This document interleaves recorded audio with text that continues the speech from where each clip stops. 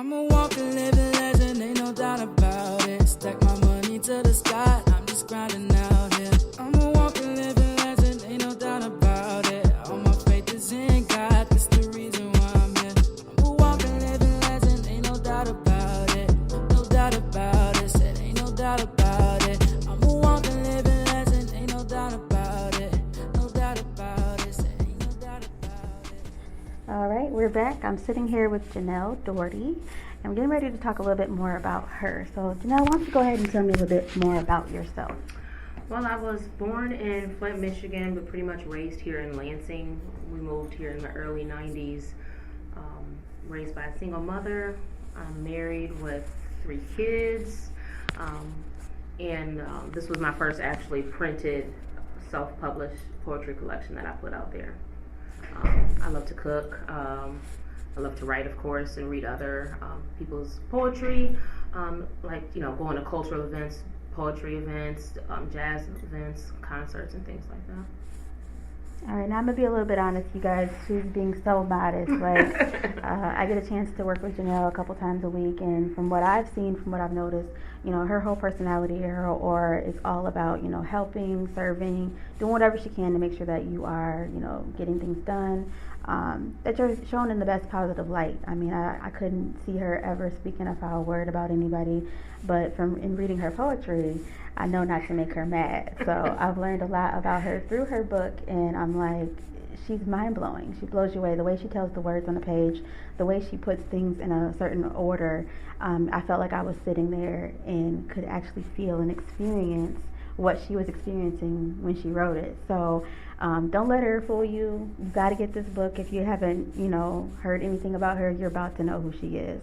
So can you tell me, when did you begin writing poetry?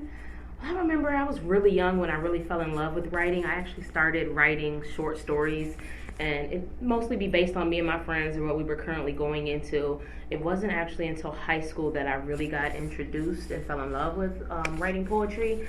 We had a poetry club at our high school, and so being around like-minded people, seeing the type of things they wrote, just inspiration for different things, messing with wordplay and formatting and putting things on paper, it sparked something in me. And then I actually had a chance to attend my first poetry slam, and it was no turning back after that. I was absolutely in love with poetry, just the environment, just the kind of the whole event around words, and just how, saying certain words or piecing certain words together, how it could tell a story without, actual pictures and things like that. So,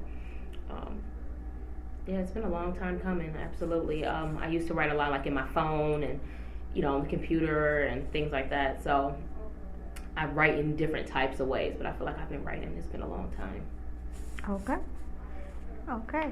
So in reading the book, like, I love you go from it's like a beginning journey. You get to the middle of it, to the end. What does this whole collection mean to you? Like, explain to me a little bit more, because it got juicy. It gets juicy. Yeah, so I entitled, it's called Worthy, A Journey of Self-Love. And so, like you said, it kind of starts me, young adolescent, trying to actually find out who I am as a person, dealing with certain things in my background, childhood, that I felt molded me as I grew older, and, reflected back on things that I've been through. And of course, just becoming person that you love yourself when you look in the mirror, or you talk about yourself, having that self-esteem and the different aspects that make that up. So, I'm a Black woman, I'm a mother, I'm a wife. I am also a victim of childhood molestation by family members. So having all those things kind of come together has definitely been a journey, so that I can look in the mirror and look at my own reflection and kind of be happy with what I see.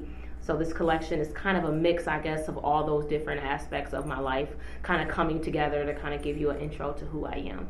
I love it. We talk a lot on this show about inspiring young women, inspiring women, in general.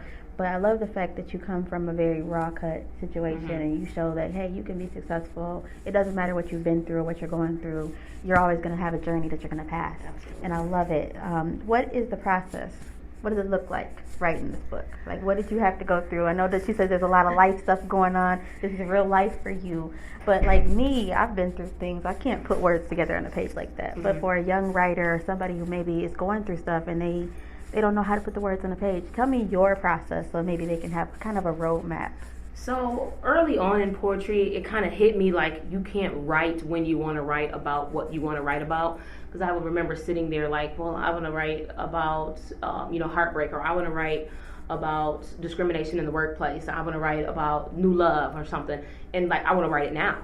I'd sit there and I'd have the pen in my hand and the paper would be blank. I'd have nothing to write about when I forced it.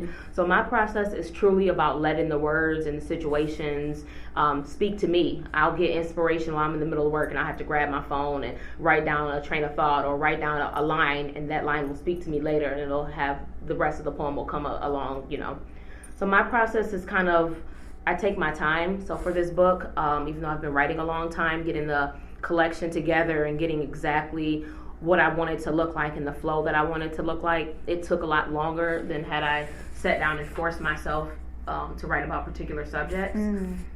So it's I like to think of myself as I organically flow. Okay. I just let it come to me, and I feel like it's more genuine that way. It's anything rushed, I feel like if I put my name on it, if I'm having poetry, just like any other art, it exposes the artist. It's like I said, it's raw. It's me, my inner me. So I wanted to definitely be a reflection of my true thoughts and feelings, and I thought there's no better way to do that than allowing the poetry to come to me versus me come to it.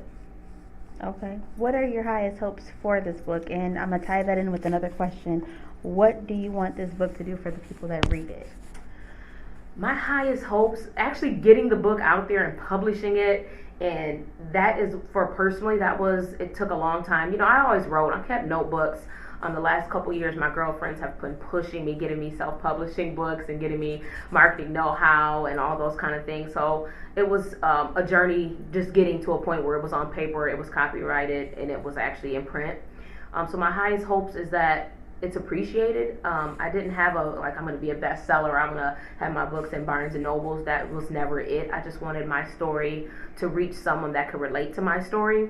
So for the audience that picks up a book, I hope that they can find some poem within there that will speak to something they went through in life. So they can come away with that feeling of, I'm not alone, or, oh my God, this happened to someone else. And having that connection, I think a lot of times art, whether it's painting or music and of course poetry, artists and all the audience, they look to have that connection. So I hope to bridge that gap and be able to provide people with some kind of clarity on their own situations, and as you flow through this journey with me, being able to see how I've been able to come out of certain situations and where I am now. Excellent. I love it.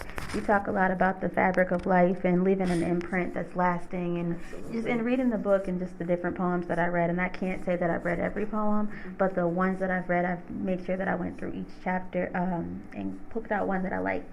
And reading the book, you definitely are leaving an imprint. If someone picks up this book, they will feel the way I hope that you feel. They'll feel something. It's almost like I said, I think I read Crumbling Wall, and I was just sitting there like, wow, it sparked so much thought and so much imagination for me that I started picturing myself like, I know moments where I felt like this. And I'm not sure what that situation was in relation to, but I was like, man, I could think of so many areas where this describes that very moment, and in some way was a release for me, because it was like, wow, you brought something to surface that I didn't even know was deep down inside. So to me, that's powerful. I definitely feel like you are leaving that imprint on the fabric of life. I want to know, how can people reach you? How can they get this book? How can we get that in their hands if they need to? Like, I know they're listening and they're probably thinking like, okay, I'm hearing all this great stuff. Where's the link? Where's the contact info, website? Of course. Well, of course, I can be found on social media. So my Facebook is just my name, Genell Dorty, Dorty. My Twitter and Instagram is Miss MISS_NELL_D.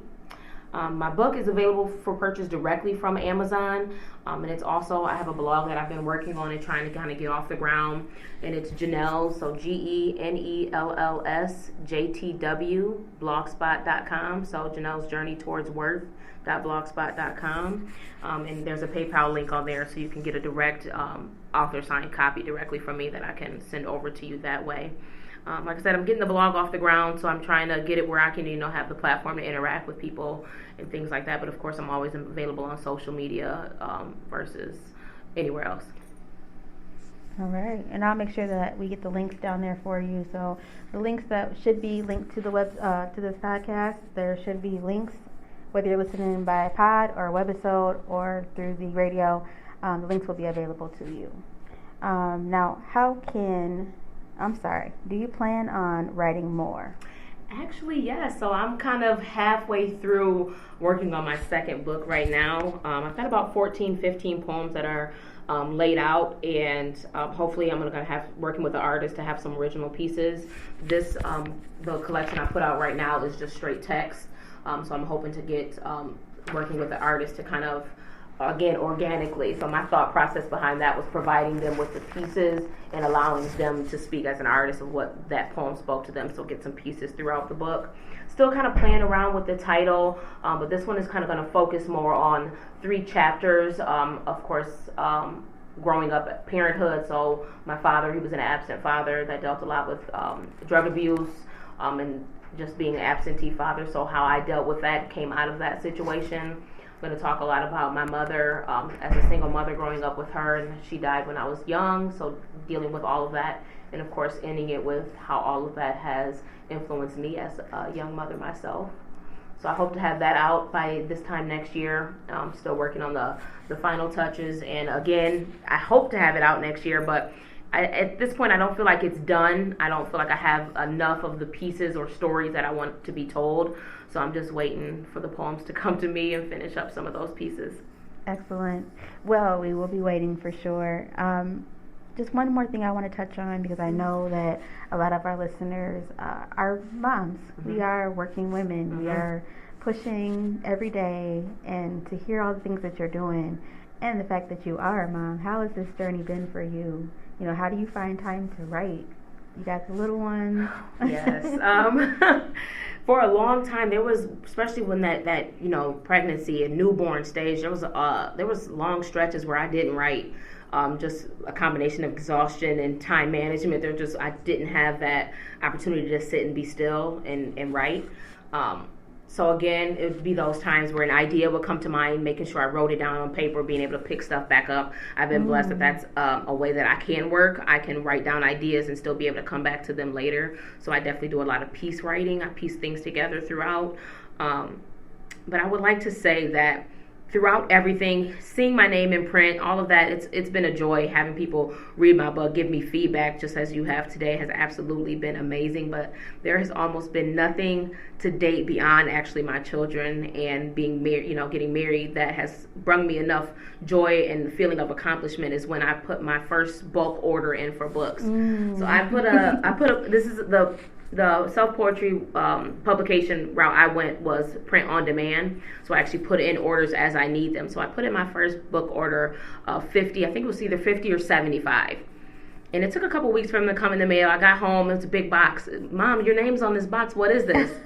Opened the box up, and there was 70 of my books in this box. And my kids, they're younger, so they were understanding that I was writing, but when they saw my book, and they were literally like, Mom, your name is on all these books.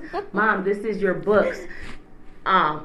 It meant so much more to me than them understanding that I wrote a book. It was them understanding that you can visualize any dream that you absolutely have, and that yes, I'm holding this in my hand. I was able to write this, I was able to put it in print, and now I can sell it. And it was a huge accomplishment. So they're super proud of me. They always, my teacher wants to buy your book, or sending it to some of my friends, their friends' moms, and things like that. But it's been a work in progress. Like with anything, when you have a family, you have to have that good work-life balance. It's important. It's not going to be easy, but it's important, and I think the ending results outweigh it all. So I'm sure that's kind of shortened or maybe made my journey longer having kids at home, but in the end, it's made it more rewarding. Awesome. So can you tell me more about your inspiration for the book? We only have a few minutes to go. All right. I actually dedicated this book to my mother, my late mother, Inez. She passed back in 2008, so she was actually who I dedicated this book for. Before my girlfriends came along, piling up all the books and literature about self-publishing, she was my biggest advocate. She was, your words matter, your words need to be heard. And as I was contemplating on, I'm not going to put anything out, I'm going to do an ebook, or I'm just going to put some stuff on Facebook, thinking back to her words of encouragement definitely pushed me to keep going.